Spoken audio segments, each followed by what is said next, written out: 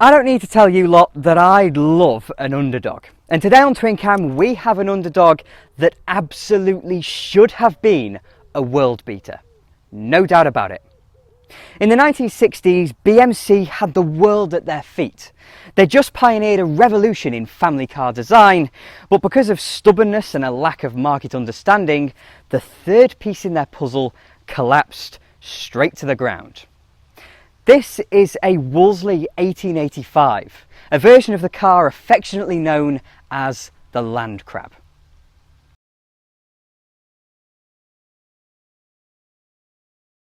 BMC, or the British Motor Corporation, was the result of a merger between the two traditional British motoring giants, Austin and Morris, in 1952. The two manufacturers brought with them a variety of marques and models, but through that decade the models, at least, were slowly rationalised. And as the end of the decade neared, the need for an all-new range of family cars became apparent. A single genius was put in charge of these three projects, a man now synonymous with some of the best cars Britain has ever produced, Alec Issigonis. The first and smallest of these was ADO 15, and this became the most influential car in history, the Austin and Morris Mini. The second was ADO 16, and this one sat in the small family car market, using the same concept as the Mini but with a bit more room, 4 doors and a gorgeous Pininfarina styled body. This car became known as the Austin and Morris 1100, and in terms of sales, this one was the barnstormer. The Mini may have been iconic, but the 1100 was the best-selling car in Britain for every single year that it was in full series production. Our brilliant pair were launched in 1959 and 1962 respectively, but our new mid-sized Austin for the 60s came along in 64. But before we get to the car itself, let's get a little bit of context and see exactly where the Landcrab came from. But before we do, a little message from this video's sponsor. 3 years now I've been doing this video making lark, and the maddening thing about it all is my own change of perception in what I do. So at the beginning I was looking up towards people who were doing wonderful things with this platform, and it's the gift that some creators have in engaging and entertaining an audience, as well as videography itself, that I look to learn from. And 36 months on, there are people that are messaging me, asking for hints, tips and advice on doing a similar thing. And it's amazing that people find me semi-competent enough to ask as part of their own story towards indulging their inner nerd. But nobody knows everything. We're all sharing our knowledge and experience with others, enabling each other to expand our horizons and do something we love. So I've teamed up with Skillshare. Skillshare is an online learning community with thousands of online classes and members across 150 countries. Everyone coming together to find inspiration, learn new skills and take the next step in their creative journey. For example, I've finally started exploring the art of photography, but outside of my professional settings, Skillshare offer courses across all kinds of fields, including drawing, something I've always wanted to dabble in. But now, thanks to Gabrielle Brickley's Learn to Draw, I'm on that journey, and you could be too, with whatever you have an interest in. But Skillshare isn't just about creating, but also building and thriving, finding your identity and growing. There are new classes launched every week, so there's always something new to discover. And to start your journey, simply follow the link in the description below, where only the first 1,000 people to join will be treated to a 1-month free trial of Skillshare. With that out of the way, we can work our way back to the late 1950s, when the Mini was in development but the Landcrab, ADO 17, was still some years off. BMC had a working relationship with Pininfarina, who'd been employed to style a fair few of the company's cars, central of which were a range of saloons that, for obvious reasons, became known as the Farina Saloons. These were all largely the same car, but with subtle differences to suit each BMC marque. The two mainstream saloons were the Austin Cambridge and Morris Oxford, but these were complemented by the sporting MG Magnet and luxurious Wolseley 15 and 1660, as well as the top-end Riley 468 and 472. Yes, it was a badge engineering mess, but that's BMC for you. The Farina Saloons may have looked great, but underneath were a set of very simple mechanicals. A simple overhead valve 4-cylinder engine driving the rear wheels suspended on a set of leaf springs.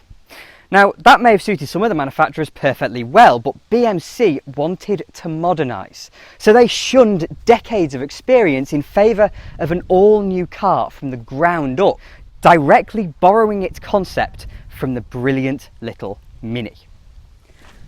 Now, I'm sure we all know the story of the Mini, and if you'd like to see my video on it, then I'll put a card up in the corner. But for now, here's a whistle-stop tour of what made it so special. It was all about packaging, to get as much interior room from teeny tiny external dimensions. And Issigonis achieved this by turning the engine through 90 degrees, mounting it transversely and driving the front wheels. Now, neither of these things were new, a transverse engine or front wheel drive, but they'd never been executed with such finesse by a mainstream manufacturer. And by the 1980s, virtually every family car was copying this basic concept. It was clear to virtually everyone at BMC that this layout was the future. So it was completely natural for all three new cars to use this transverse layout. But while the Mini and 1100 used the famous little Austin A-series, such a small power unit wouldn't cut the mustard when it came to the Landcrab. We'll come back to this engine in a moment, but for now, even as a principle, this point put the Landcrab decades ahead of the competition. But a transverse engine wasn't the only key to Issigonis' packaging genius, as like the Mini and 1100 before it, the Landcrab shunned traditional suspension systems, whether that be ancient cart springs or even newfangled struts, because keeping these wheels on the ground is Dr. Alex Moulton's incredible hydrolastic system. Taking its influence from Citroen's Hydropneumatics, Hydrolastic shuns traditional springs in favour of 4 displacers, featuring rubber springs and pressurised with a fluid, linked through pipes front to back on each side, but independently side to side. And it's designed to combine brilliant floaty comfort with a surprising resistance to roll and incredible handling as well. But unlike Citroen's system, BMC's rubber and fluid suspension was simple and reliable, and when slung underneath the Landcrab, it was nothing short of magnificent. To say the Landcrab was ahead of its time would be an insult, because compared to its contemporaries, barring the Citroen DS, these things were spaceships. Before we actually get to the real driving, I wanted to just put this little clip in, because this is of me driving the Landcrab down an incredibly rutted farm track. 2 or 3, 4 miles per hour in first gear, really slow, trying to avoid all the massive potholes.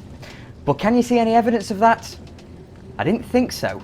Hydrolastic just dampens it all out perfectly.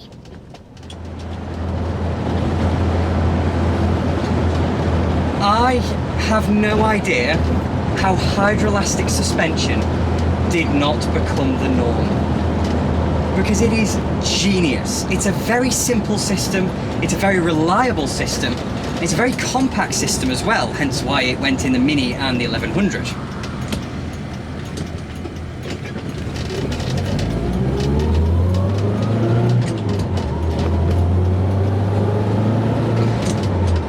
But the whole car just bounces and glides, and it doesn't damp out the bumps especially well.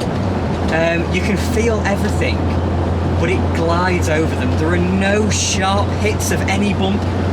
Everything is very controlled and relaxed, and slightly wallowy, yes, but that's all in the character of it, and it just suits it so very, very well.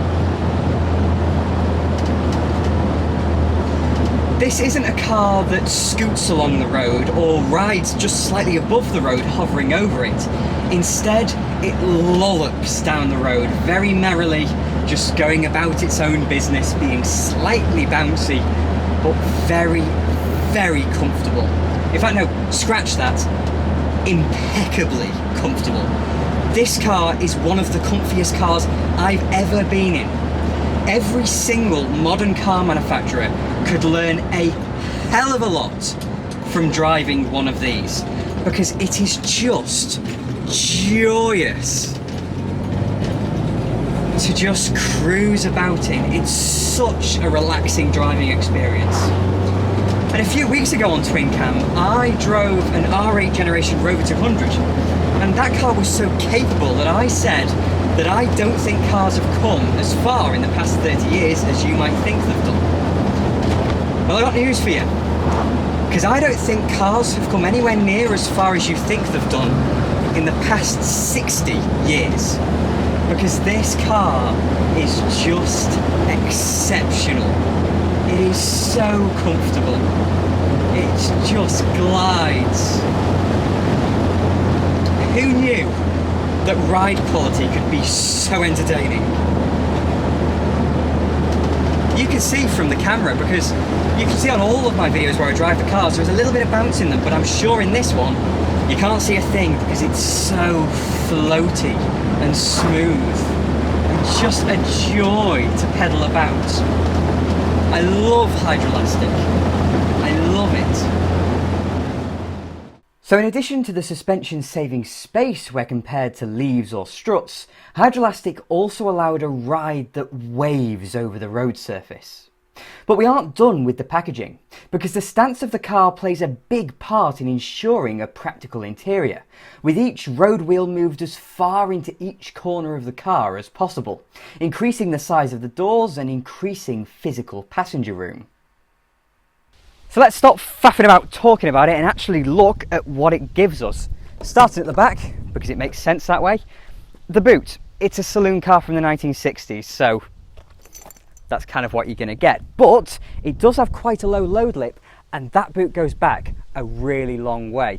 It's not absolutely humongous by any stretch of the imagination, but that is far bigger boot than you get on any equivalent car.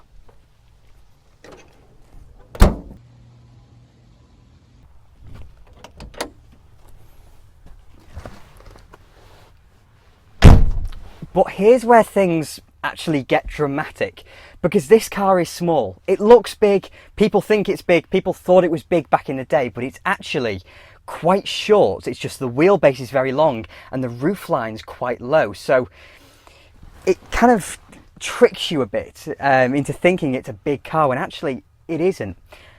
But when you actually sit inside it, you realise that there's a reason it doesn't have to be that big. Because I have a huge amount of room back here, like ridiculous amount of room, and despite it being a relatively low car, I've got a little bit of headroom as well. And these seats are incredibly comfortable. You just sink into them. I've got an armrest here, I've got an ashtray because it's the 1960s. And I've got this brilliant view out as well, and not just because there's no head restraints on the front seats, but because the doors are so huge and you sit very far back in the car. You sit in line with this pillar really, so you get a great sideways view out. And also, they've not been opened in quite some time, there are little pop-out quarter windows in the back as well.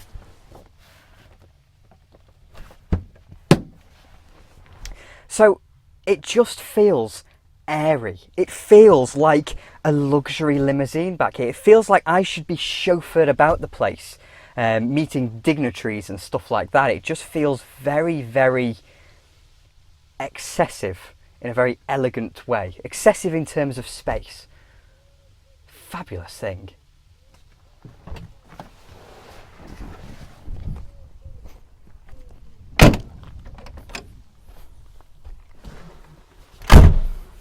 And in the front, things get even better because we're blessed with just as much space as we do in the back. In fact, it's a proper reach down to get to any of the controls, and we'll get back to that point in a bit. But the interior just feels so spacious. I cannot emphasise enough just how well Issigonis and his team managed to engineer in space to this car.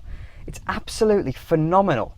People always, look at the Mini and think it's an absolute packaging marvel, and it is, taking nothing away from it. But just having that little bit more room, this is too much. There's so much space. You just do not need this kind of room in a family car. It's excessive. But the Landcrab didn't just blatantly reuse the engineering already in place for the Mini and 1100, because as with Hydrolastic, they kept moving the game on just a little bit. And with the advent of a bigger engine, the weaknesses of the in-sump gearbox could be addressed by strengthening everything up, improving lubrication and moving the gearbox back relative to the engine, making this car's gearbox much more bulletproof than the one in the A-Series. And additionally, it pioneered the use of cables to operate the gear change, something now seen as universal. But even more work went on with the chassis. One of Issigonis' dreams was to build a car so strong that it didn't need any subframes to mount the engine and suspension. But with the Mini and 1100, they ran out of time. So for the Landcrab, it was engineered with this in mind right from the start. So this engine bolts directly to the monocoque of the car, and the suspension units are mounted horizontally within this tube mounted to the bulkhead. As a result, these things are tremendously rigid and rather over-engineered, but this paid dividends in terms of refinement and made the Landcrab become an unlikely favourite in rallying. So now we do have to come to performance, because of course the Mini, which this car is, I was going to say based on, wasn't based on, but the Mini lent its philosophy to the Landcrab.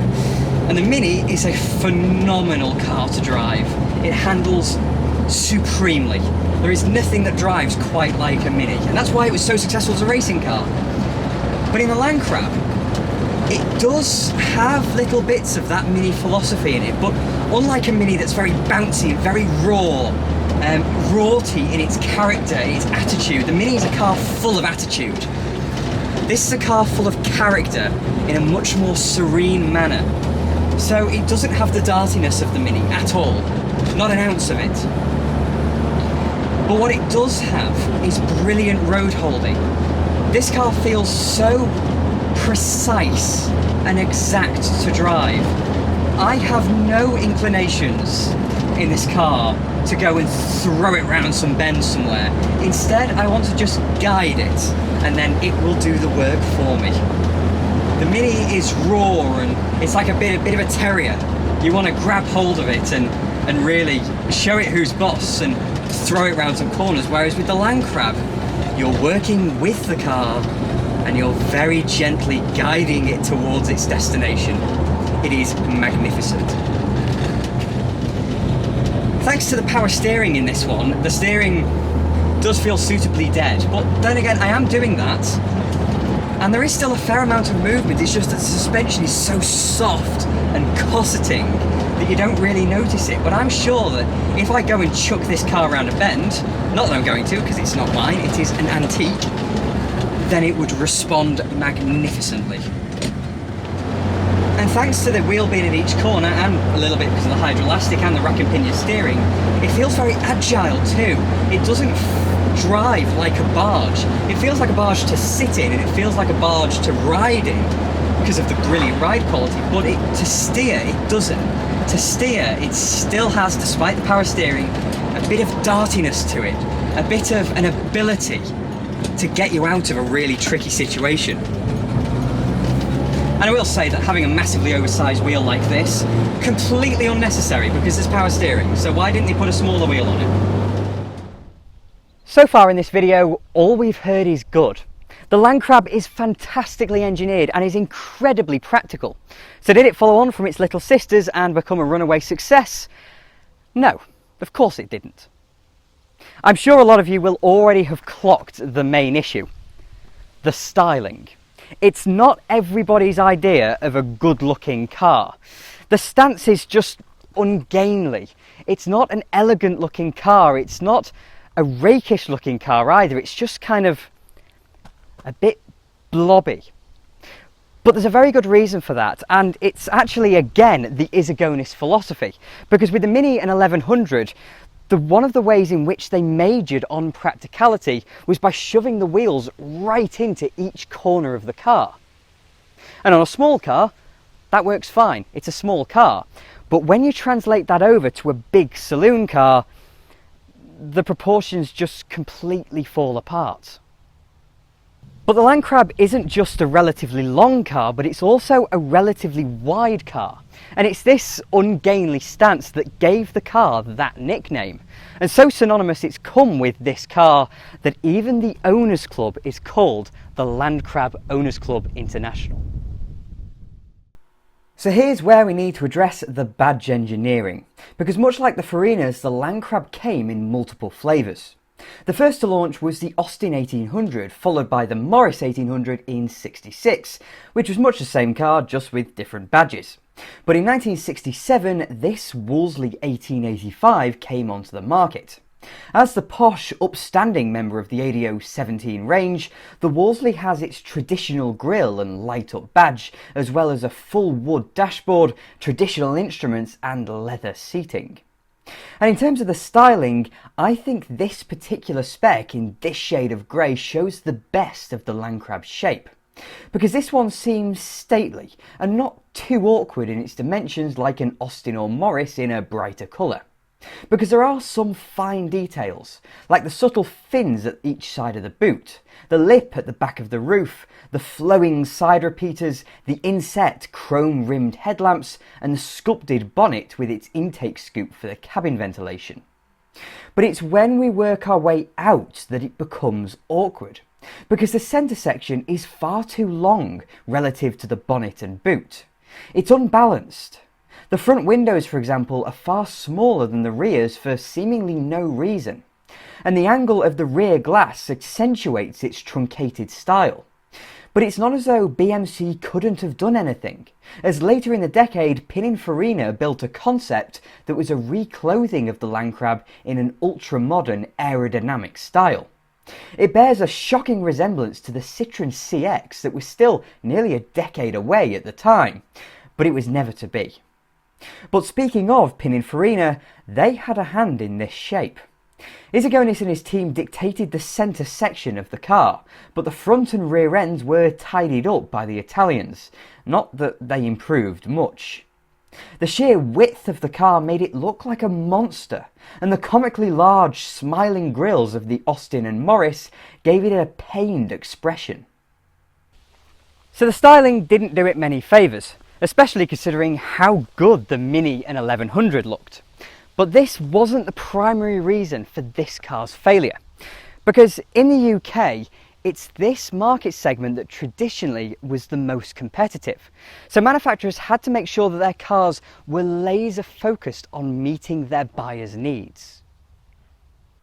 The car people usually associate with success here is the Ford Cortina, which came onto the market in 1962 when the Farinas were still BMC's mainstream offering.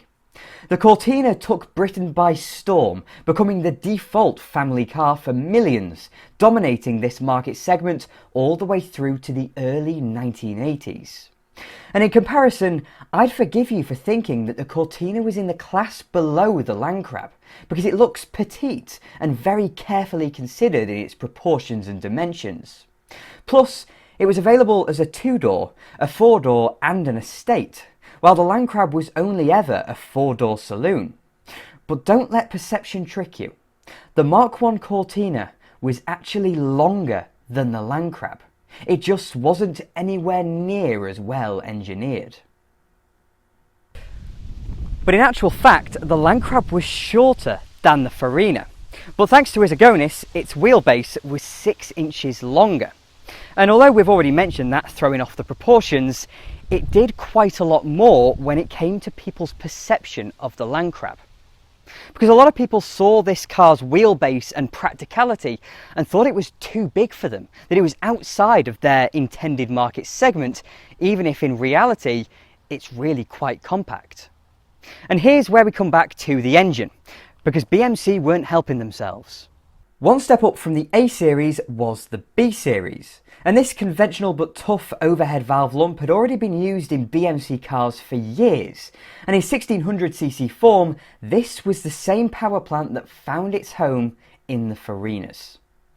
But in 1962 an 1800cc variant was engineered for the MGB, and when the Landcrab came around, BMC decided that the new car deserved a bump up to 1.8 litres.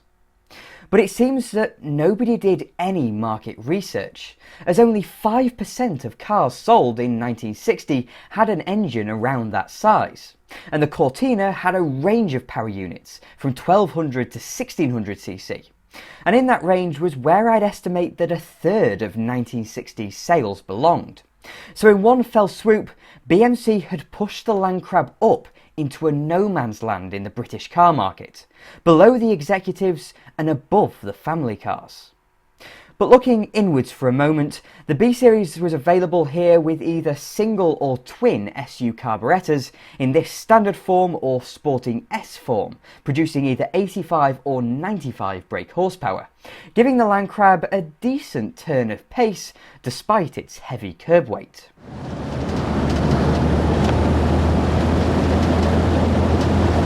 Now, I've never driven a car with the B series engine before, and of course it's in loads of BMC and BL cars. Everything through to the Marina even had the B series, all the way back through the 50s. So there are stacks and stacks of cars with this engine, most famously the MGB. But this one is exceptionally smooth. You just can't hear it. It's just like turbine in front of me, just powering us forward. And with the 85 horsepower of this in quite a light car, it really motors along.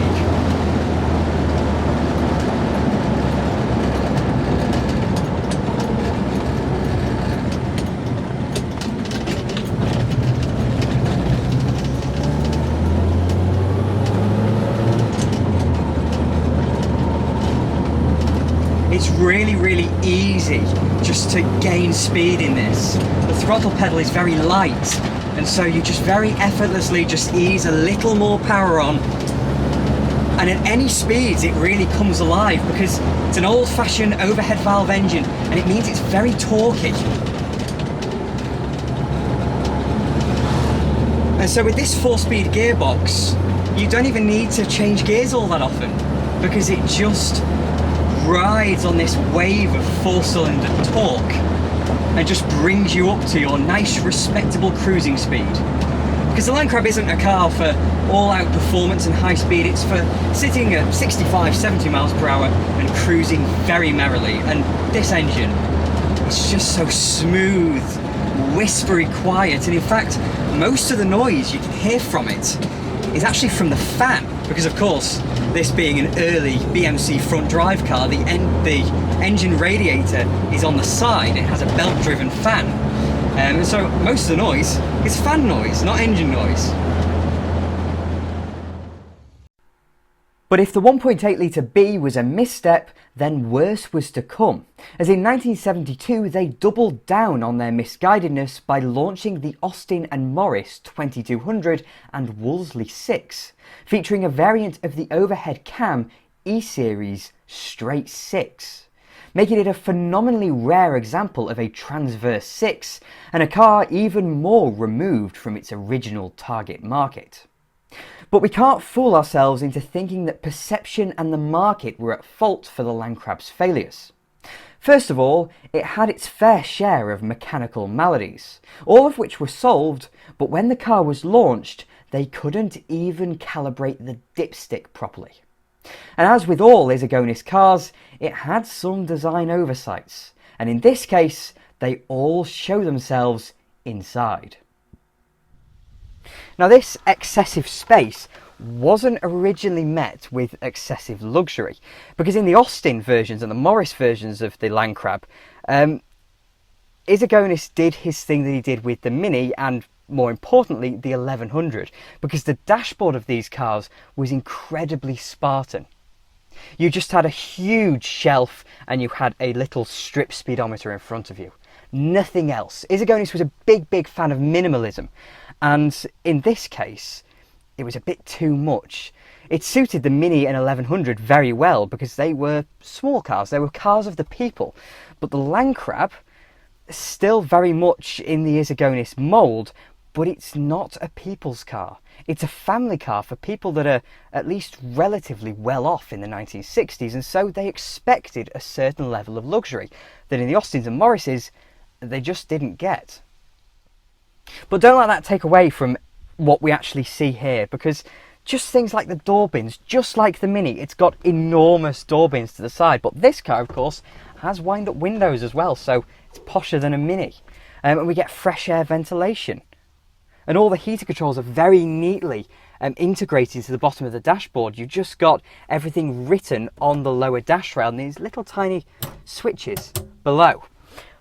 But here come the issues, because I'm sat here driving the car and it's a very commanding driving position, but it is like a Mini. So the steering column is straight, it comes up at a slight angle, and it's very horizontal really. You have to sit on top of the steering wheel rather than in front of it. And in this kind of era, seatbelts were not compulsory, but they were starting to become fitted to cars. And I think it was 65 they became compulsory to fit, but I'm not 100% sure. So this car does have seatbelts, but being from this era, they're fixed belts. There's no inertia reel here. And so when you've got this seatbelt on, you're locked back in your seat. And so if I'm driving here and I want to use the indicator, that's great. I've got my little indicator stalk with the flashy light on the end of it, very BMC, and all is well. My gear lever is there to hand. Again, it feels like a big car. You want to extend your arms out to use everything in it. The door handle is there, the window winder, absolutely fine. The handbrake even is just there, this umbrella style handbrake lever. But if I want to turn the lights on, if I want to use the windscreen wipers, if I want to use the ashtray, or I want to adjust any of the heater controls,